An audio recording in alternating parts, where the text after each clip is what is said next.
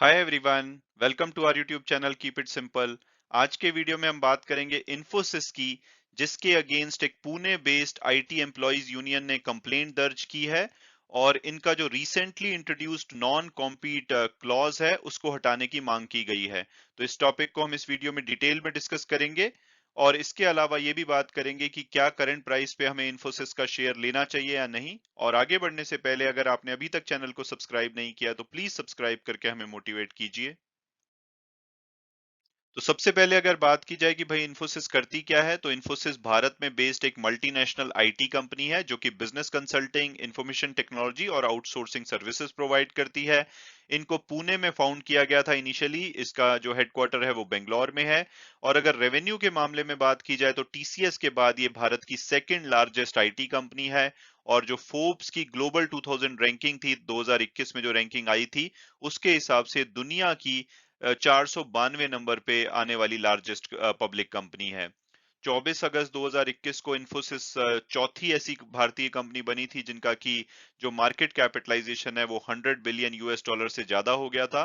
हालांकि रिसेंटली इनके शेयर में काफी करेक्शन आई है इनके रिजल्ट्स के बाद, तो इनका जो आज की डेट में लेटेस्ट जो मार्केट कैपिटलाइजेशन है वो लगभग 86 से 87 बिलियन के आसपास है, यानी कि 100 बिलियन से कम है, लेकिन ये इससे पहले 100 बिलियन डॉलर का आंकड़ा क्रॉस कर चुकी है। और आप यहाँ पे देख सकते हैं जो भारत की टॉप कंपनीज हैं मार्केट कैपिटलाइजेशन के हिसाब से, रिलायंस, टीसीएस और एचडीएफसी बैंक के बाद इन्फोसिस का नाम आता है। और अब अगर बात की जाए एनआईटीईएस की, यानी कि पुणे बेस्ड वो आईटी एम्प्लॉय एसोसिएशन जिन्होंने इन्फोसिस के अगेंस्ट कंप्लेंट रजिस्टर कराई है, तो इसका फुल फॉर्म है nascent information technology employ senate, यानी कि शॉर्ट में नाइट्स। इसका पहले नाम national information technology employ senate था, जो कि अब बदल करके नेशनल की जगह नासेंट कर दिया गया है। नासेंट का मतलब होता है जो अभी इनिशियल स्टेज पे है।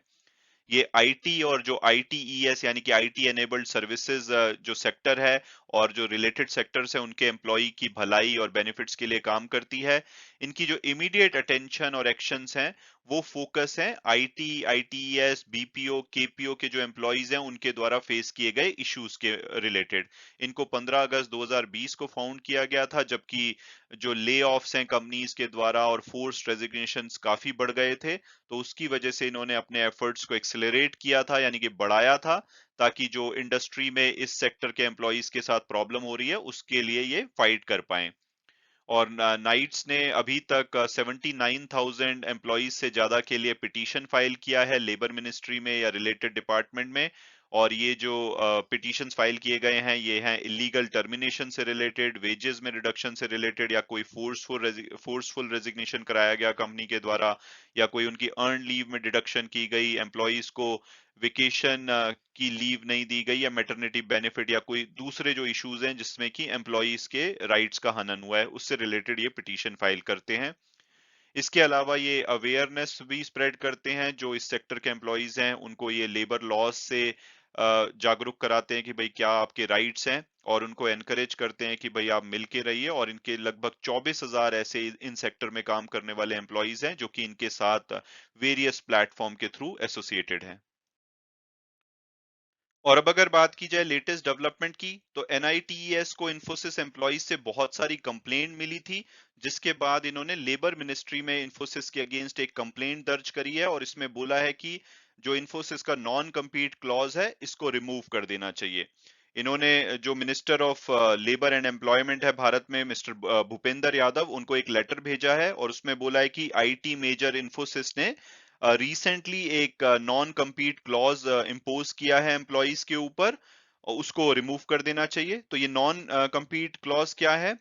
जैसे एग्जांपल के लिए मान लीजिए आप इन्फोसिस में काम करते हैं, तो इन्फोसिस क्या करता है, ये अपने क्लाइंट्स को सर्विसेज प्रोवाइड करता है, IT services, BPO services, consulting services. तो एग्जांपल के लिए आप मान लीजिए आज इन्फोसिस में काम करते हैं और उनके एक क्लाइंट है जनरल इलेक्ट्रिक, जी, जिसके लिए आप काम कर रहे हैं। तो इस जो नॉन कम्पीट क्लॉज इंट्रोड्यूस किया गया है, इसके हिसाब से अगर आप आज की डेट में इन्फोसिस छोड़ते हैं, तो उस दिन से पहले अगर 12 महीने तक जितने भी क्लाइंट्स के साथ आपने काम किया है, मान लो वो चाहे जी ही हो या बोइंग हो या कोई भी कंपनी हो, तो आप अगर नई कंपनी जो ज्वाइन करते हैं जो कि इन्फोसिस की कॉम्पिटिटर कंपनी है, तो उन क्लाइंट्स के साथ आप नहीं काम कर पाएंगे। जैसे एग्जांपल के लिए अगर आप टीसीएस ज्वाइन करते हैं या एक्सेंचर ज्वाइन करते हैं, तो आप जी, बोइंग या ऐसा कोई भी क्लाइंट जिसके साथ इन्फोसिस में आपने इन्फोसिस छोड़ने के 12 महीने पहले तक काम किया है, तो उन क्लाइंट्स के साथ आप काम नहीं कर सकते। और इसके अलावा दूसरा इसमें क्लॉज ये है कि आप उन क्लाइंट्स को ज्वाइन नहीं कर सकते जिनके साथ आप पिछले 12 महीने में इन्फोसिस के साथ काम कर रहे हैं। जैसे कि हमारे एग्जांपल में अगर आपने जनरल इलेक्ट्रिक, बोइंग या किसी भी क्लाइंट के साथ 12 महीने में काम किया है इन्फोसिस छोड़ने से पहले, तो उन कंपनीज को आप 6 महीने तक ज्वाइन नहीं कर पाएंगे। तो ये नॉन कम्पीट क्लॉज इंट्रोड्यूस किया गया है और इसमें जो कॉम्पिटिटर्स के नाम दिए गए हैं, जो ये एग्रीमेंट साइन करवाया गया है एम्प्लॉइज से, उसमें आईटी सर्विसेज में जो इनके कॉम्पिटिटर हैं वो हैं टीसीएस, एक्सेंचर, आईबीएम, कॉग्निजेंट और विप्रो। अगर इन कंपनीज को ज्वाइन करते हैं तो आप उन क्लाइंट्स के साथ काम नहीं कर पाएंगे जिसमें कि आप इन्फोसिस के साथ काम कर रहे थे पिछले 12 महीने में इन्फोसिस छोड़ने से पहले। और अगर इसमें बिजनेस प्रोसेस मैनेजमेंट की बात की जाए तो इन्होंने 9 कंपनीज के नाम दिए हैं, जैसे कि tech Mahindra, Genpact, WNS, TCS, Accenture, IBM, Cognizant, Wipro और एचसीएल। तो इन कंपनीज को भी आप बिजनेस प्रोसेस मैनेजमेंट रोल में ज्वाइन करते हैं, तो आप उन क्लाइंट्स के साथ काम नहीं कर सकते जिसमें कि आप इन्फोसिस छोड़ने से पहले 12 महीने तक काम कर रहे थे।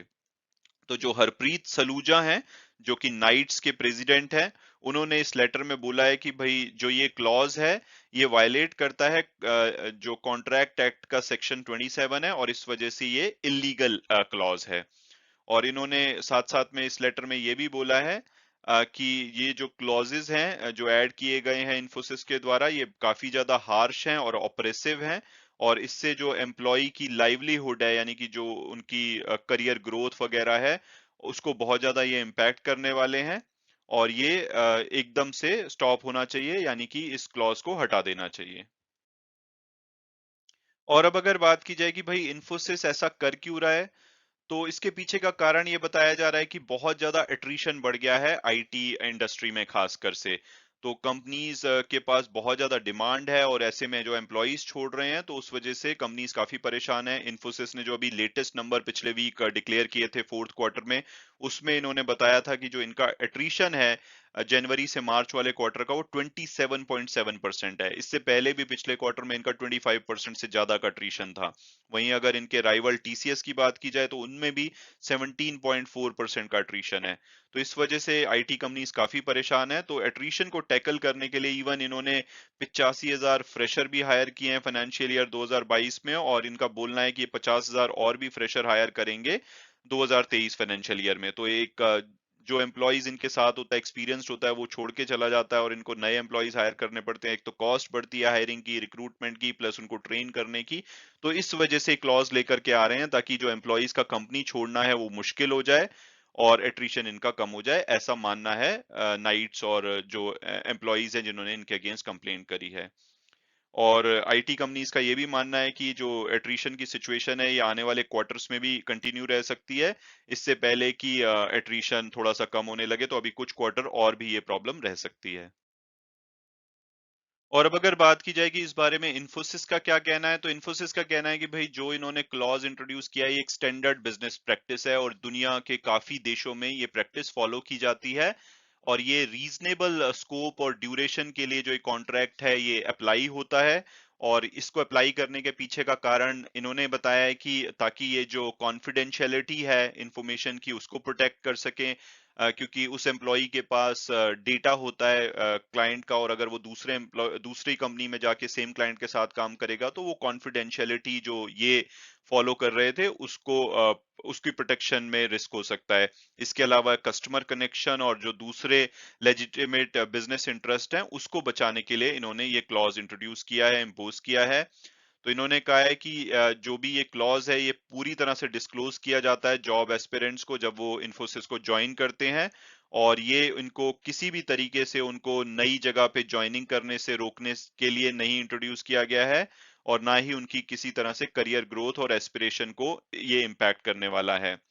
और एट्रिशन का जब उनसे पूछा गया कि भाई आप एट्रिशन के चक्कर में ये कर रहे हैं, तो इन्होंने कहा है कि भाई एट्रिशन तो देखो ऑलरेडी क्वार्टरली बेसिस पे अगर हम लास्ट 12 मंथ्स के डेटा से कंपेयर करें तो कम हो गया है। और आने वाले टाइम में क्योंकि 1 अप्रैल से सैलरी हाइक करने वाले हैं सभी आईटी कंपनीज, तो अट्रिशन रेट फर्दर कम हो जाएगा। तो इन्होंने सिंपली डिनाई किया है कि भाई ये कोई स्पेसिफिक रीजन से किया गया है। इनका कहना है कि मोर ऑफ कस्टमर की जो कॉन्फिडेंशियलिटी है उसको प्रोटेक्ट करने के लिए इन्होंने ये क्लॉज इम्पोज किया है।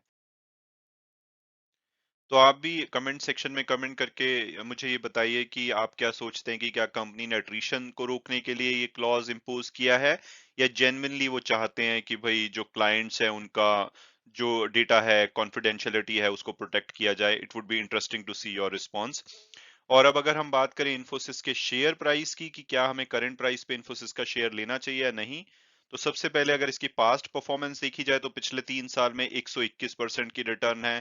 पिछले 1 साल में इनकी 17.5% की रिटर्न है, और वो तब है जबकि पिछले 1 महीने में और खासकर पिछले 1 वीक में इनका शेयर 9% से ज्यादा गिरा है। जब इन्होंने अपने फोर्थ क्वार्टर के रिजल्ट डिक्लेयर किए हैं तो इनके शेयर में काफी बड़ा दबाव देखा गया है।